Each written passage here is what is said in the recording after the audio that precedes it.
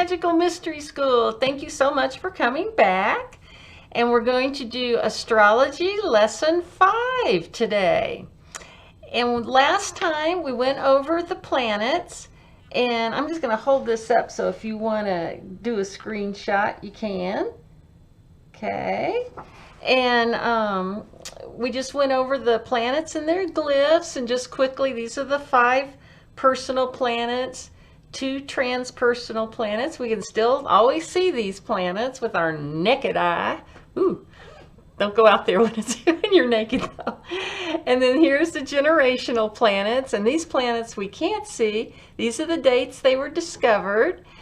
And they're much, much slower. Pluto can spend 12 to 30 years in a sign, whereas the moon zips around that astrology wheel in a month. So these are considered to be a little bit more powerful than the personal planets, but this is telling you more about your personality. And these are the transpersonal, sort of getting ready to, work with those outer limits of the universe.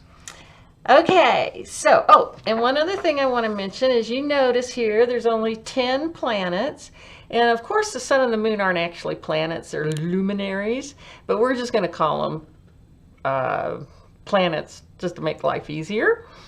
So there's going to be 2 planets that are going to rule 2 signs, and that's going to be Mercury and Venus.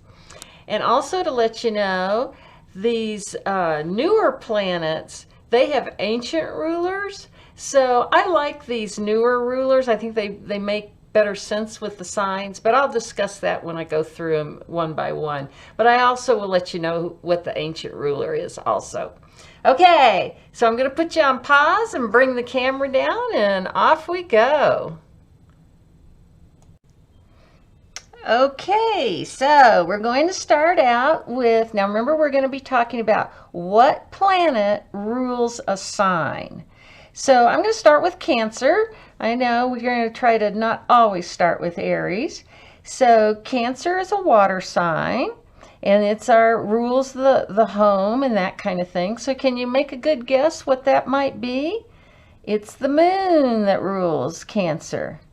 All right, and that's it's who we are when we shut the door. It's our subconscious. It's our secrets, that kind of thing. It's who we are when we're a little child as opposed to adult.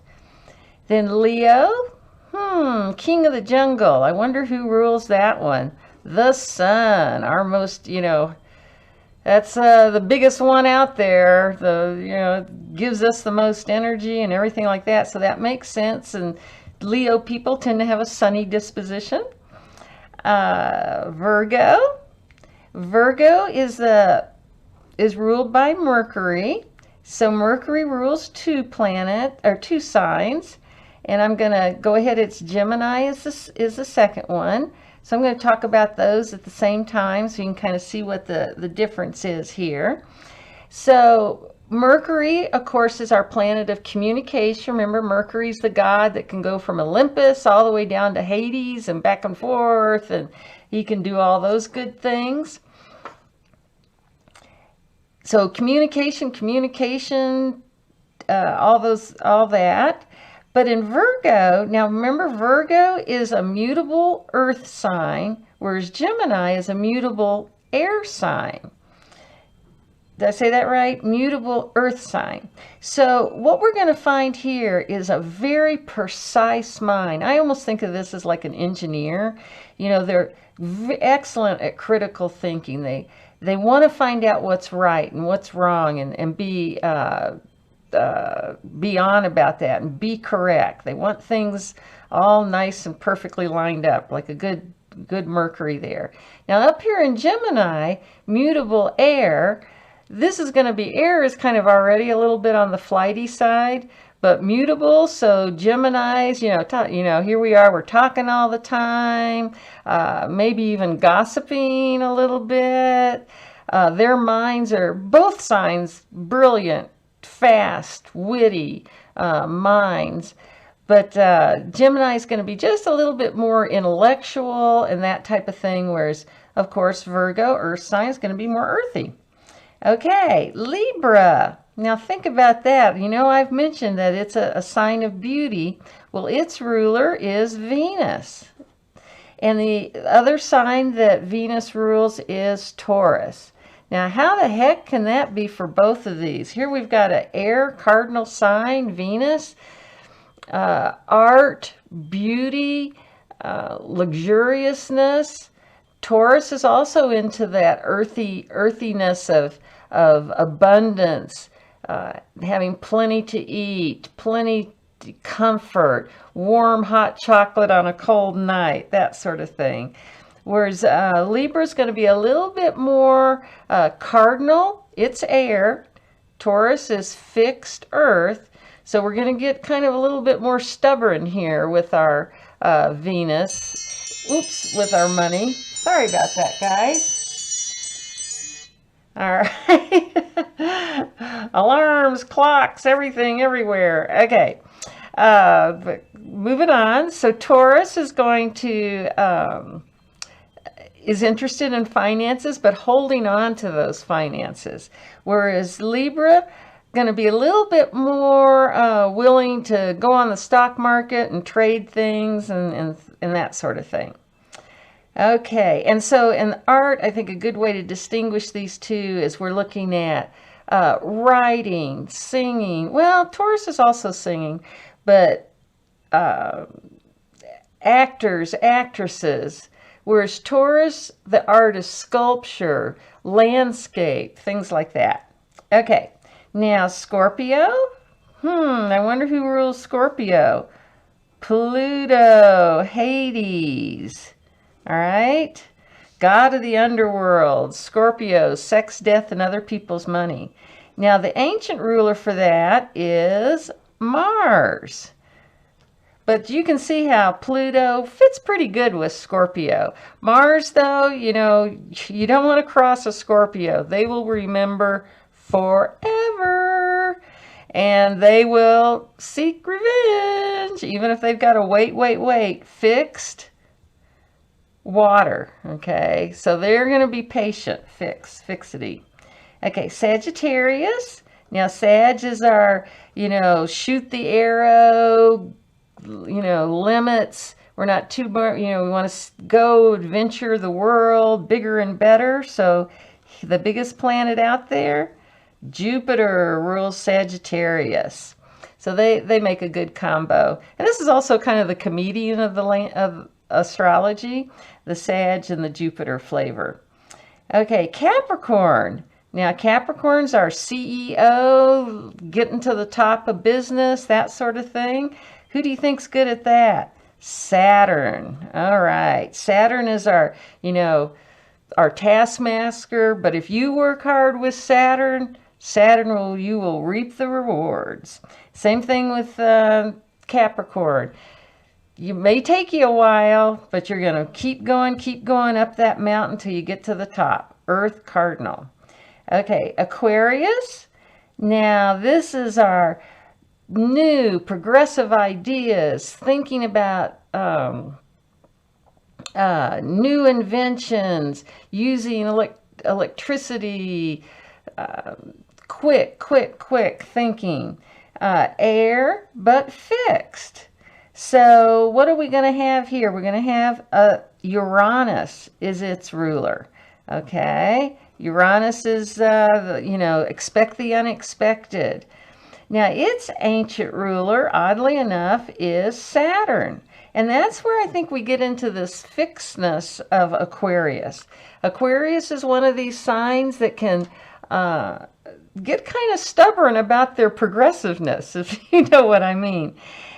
Saturn, I also think of this as, I'm sure you've seen like these quirky, eccentric experts, somebody who knows everything about everything, but they are a little they're a little different, like they wear the bow ties and things like that. So Saturn, that's kind of how I see Saturn in this case, associated with Aquarius.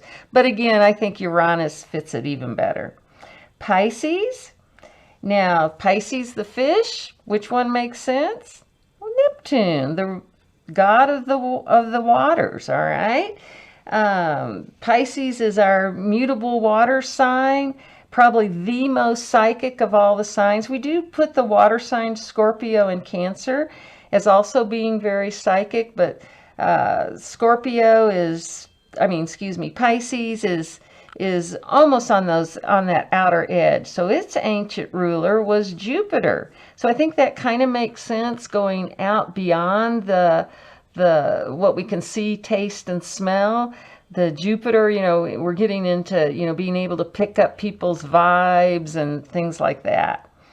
And I think it's also interesting with Jupiter ruling Sag, it's also considered, people use more of the word intuitive instead of psychic for Sag, but I don't know, maybe the same or similar. Okay, then we're going to go back up to the top here, and we've got Aries, the warrior sign. So of course we can imagine what's going to be the ruler for that is good old Mars, our warrior planet. Protects us, stands up for our boundaries, and make sure that we're safe too. So yes, they can be fairly assertive to aggressive, but they are definitely our most assertive side. Okay, so I think that gives you that picture of all the rulers for each one of these signs. So that is going to be your homework, is to go over all these and start to memorize these. That little dot there's bugging me. So if you can, get Aries, first house Mars, Taurus, second house Venus. That's the main thing to memorize. Now the elements and the modalities, the air and the cardinal fixed mutable, those, as you can see when I'm talking about these, they are important. They do help identify these signs and what their qualities, what their attributes might be when you start applying them. But the main thing here is Taurus, second house Venus, Gemini, third house Mercury. So get that emblazoned in your brain. Okay, I'm going to hit pause one more time. Okay, and I just did my Mr. Mackey imitation.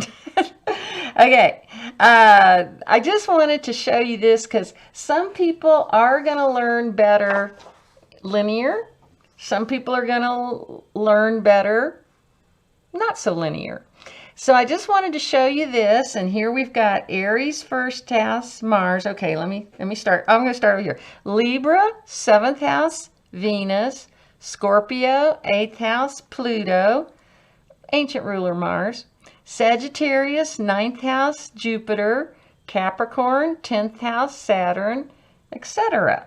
So I just wanted to show you this just so you can take a quick screenshot, and maybe this will help some of you start to understand this even better. And just to let you know, in the next class, we're going to start talking about how this wheel turns. Oh my goodness. And your rising sign. So we're going to start, you pretty much have a good idea of the signs, the planets, and a general idea about the houses.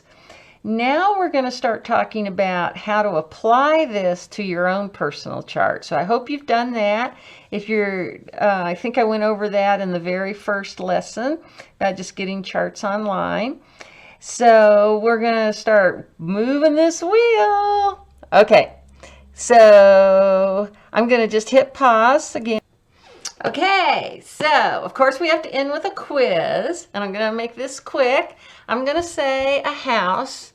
I may say a sign. Sometimes I get them mixed up. And I want you to write down the glyph for that, for the sign that rules that house, and then the glyph for the planet that rules that sign. So I'm just going to start out. Let's start out with something easy. Aries. And feel free to hit pause while you think about it and write it down. Oh, I see I did it right off the bat. Aries. First house, Mars. Okay. Seventh house. Okay. Venus or Libra, Venus.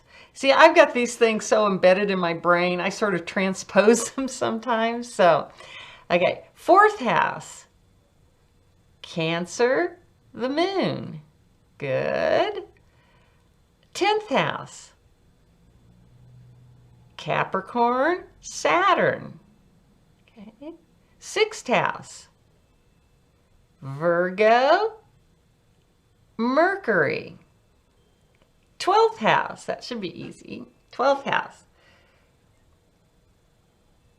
Pisces, Neptune. Okay, 2nd house, Taurus, Venus. Oops, there's my other clock. Lots of bonging and clinking going on here. So I'll do one more. 8th house, Scorpio, Pluto, with maybe a little Mars in there too. Okay, so hopefully that's given you, will give you enough to keep you busy until the next class. And we'll see you later. Bye. Thank you so much.